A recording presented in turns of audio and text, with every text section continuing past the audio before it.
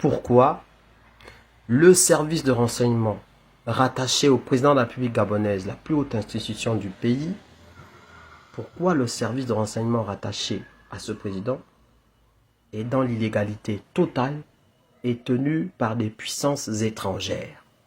Pourquoi? Nous allons aujourd'hui parler de l'anomalie du SILAM. Le SILAM est un centre d'écoute de tous les Gabonais et des gens du Gabon, les habitants du Gabon. Écoute téléphonique, écoute des textos, donc lecture des textos, écoute, même aujourd'hui ils ont réussi grâce aux Israéliens à pirater certains WhatsApp. Évidemment, ils n'ont pas assez de ressources pour tout écouter en temps réel. Ça veut dire au fil de l'eau, au fur et à mesure de vos conversations. Qu'est-ce qu'ils font? Ils identifient des personnes d'intérêt et ils positionnent des mots-clés. Ils configurent des mots-clés. Quand ces mots sont prononcés par vous, voilà, tout de suite ça déclenche des écoutes après. Et donc ils vont réécouter. Donc ça fait que bon, ils sont très peu efficaces. Mais quand même, c'est très grave déjà. Très grave. Comment ça se fait que c'est tenu par Jean-Charles Solon, ancien militaire, passé par les services techniques de la Direction Générale des Renseignements Extérieurs de la France, ce qu'on appelle la DGSE. Et on dit aujourd'hui qu'il est fonctionnaire à part entière, un des hommes les plus puissants du pays, un Français, parce qu'à la tête d'un des renseignements qui a le plus de ressources et qui dépend directement du président de la République. Comment c'est possible?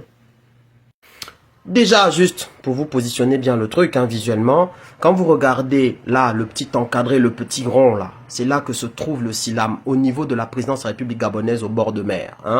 Donc c'est en face, de l'autre côté du ministère de la Défense. Ok? Donc c'est un bâtiment dans lequel les écoutes illégales se font. Alors quand je dis écoute illégale, il y a quelque chose. Mais c'est le renseignement, non? C'est normal, c'est que ce soit... Ah non, c'est pas normal que ce soit pas déclaré. Ce n'est pas normal. Ce n'est pas parce qu'une chose obéit à des règles de confidentialité qu'elle ne doit pas obéir aux règles de l'administration, puisque ces gens-là sont payés avec l'argent public. Il faut la traçabilité, il faut savoir et il faut encadrer.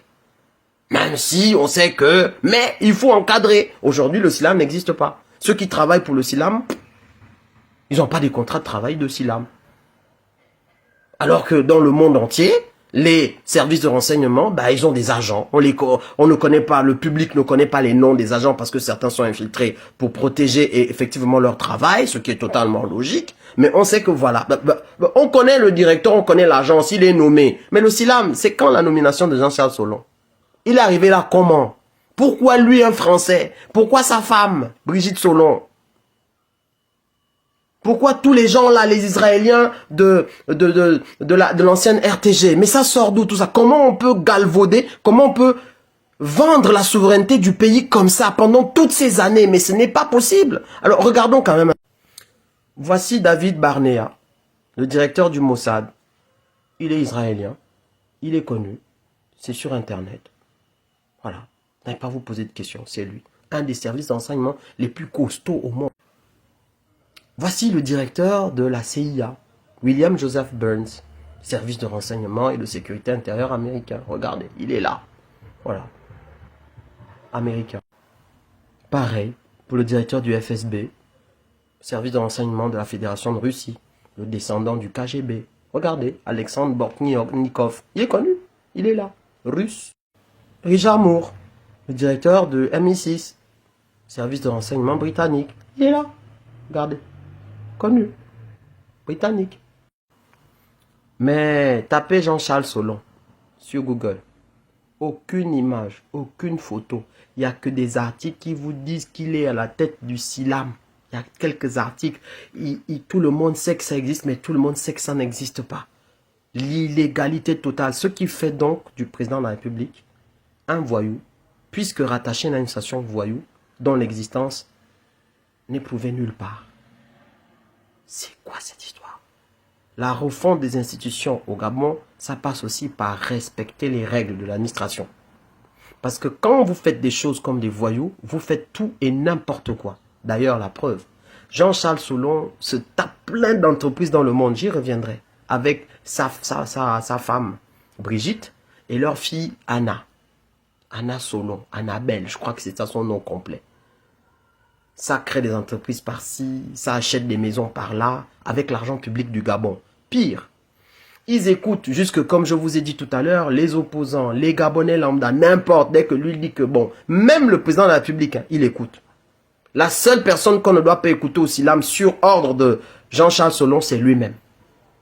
Si vous tombez sur une de ces conversations et que un agent là, vous écoutez plus d'une minute ou plus de 30 secondes, vous êtes viré. Manu militari, peut-être même qu'il peut vous arriver pire. Parce que monsieur est au-dessus de la loi. Monsieur est la République gabonaise. Évidemment, le SILAM n'est pas le service de renseignement du Gabon. Mais ils font office de service d'écoute avec un grand pouvoir. Bon, au Gabon, on a plusieurs services de renseignement. On a les renseignements au niveau de l'armée, le B2. On a des renseignements au niveau de la Direction Générale des Recherches, donc la Gendarmerie Nationale. On a des renseignements au niveau de la police, donc le CEDOC. On a des renseignements à plusieurs niveaux, même la Direction Générale des Services Spéciaux, qui est rattachée à la garde républicaine. Il y a du renseignement là-bas. Mais Jean-Charles Solon, il fait son renseignement parallèle à la Watergate de Richard Nixon. Un scandale à ciel ouvert. Un Français blanc avec toute sa famille. Son beau-frère a même travaillé là-bas. Le Yves Cabot, le mari de la sœur de sa femme.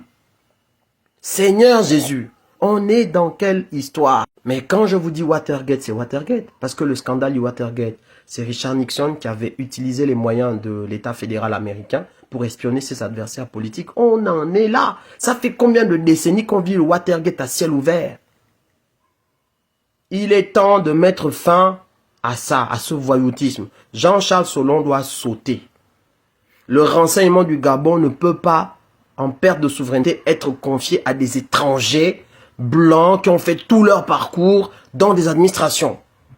Blanc ou noir, d'ailleurs, là n'est pas la question. Mais là, en l'occurrence, ce n'est pas possible. C'est-à-dire que visiblement, tu sais que c'est pas un Gabonais. Visiblement. Ce n'est pas possible. À l'heure où on dit que si un Gabonais a occupé des fonctions dans un parti politique étranger, il ne peut pas être président de la République, donc il ne peut pas être au niveau des hautes institutions du pays. Mais le gars, il est le garant, le porteur, avec tous les moyens de la présidence de la République. Il est le porteur, il est le destinataire final, il est le contrôleur, il est le propriétaire de tout ce qui est renseignement de la présidence de la République. Jean-Charles Solon, au mépris de toutes les règles, c'est pas possible. Évidemment, une fois que je vous ai dit ça, clairement, déjà on voit et on sait que le comité pour la transition et la restauration des institutions du Gabon, donc le CTRI, est déjà sur le dossier. Clairement, parce que ça peut pas, il peut pas en être autrement. Vu la charte, c'est pas possible, c'est pas possible. Donc, moi, là où je vous parle, on est le 15 septembre, je sais que dans les prochains jours, Jean-Charles Solon va sauter. Il va sauter. Le SILAM va être réformé.